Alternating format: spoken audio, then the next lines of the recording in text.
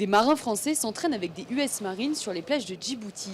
Ce petit pays, situé sur la corne de l'Afrique, jouit d'une position stratégique, ce qui suscite l'intérêt des grandes puissances mondiales.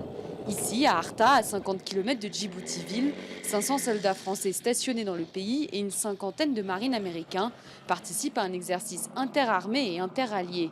Un entraînement fondamental pour ces deux pays qui travaillent souvent ensemble.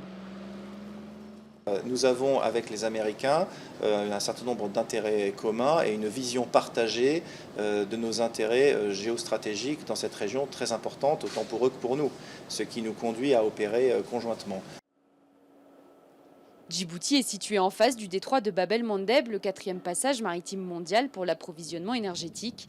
Avec son climat désertique et sa topographie, le pays est particulièrement adapté à la préparation des forces militaires, des atouts qui motivent les armées internationales à s'implanter sur place. En plus des Français qui sont implantés à Djibouti depuis l'origine, on retrouve aujourd'hui autant de forces étrangères qui veulent venir s'implanter à Djibouti.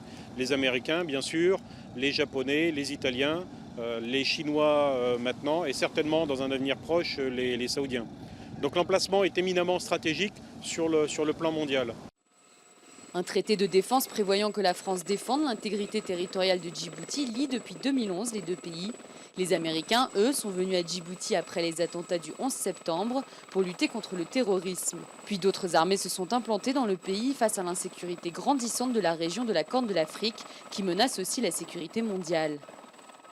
Terrorisme, piraterie, trafic humain, trafic d'armes, etc., etc. Donc il était tout à fait normal que des pays qui ont de gros intérêts, qui passent à travers le détroit de Bab el-Mandeb, se sentent dans l'obligation de pouvoir sécuriser, par les moyens qui sont les leurs, cette route maritime très fréquentée. Un acteur vient d'y faire son apparition, la Chine. Ce pays qui finance déjà la plupart des grands projets d'infrastructure du pays est toutefois un pari risqué pour Djibouti, cette alliance risquant de froisser les alliés traditionnels du pays.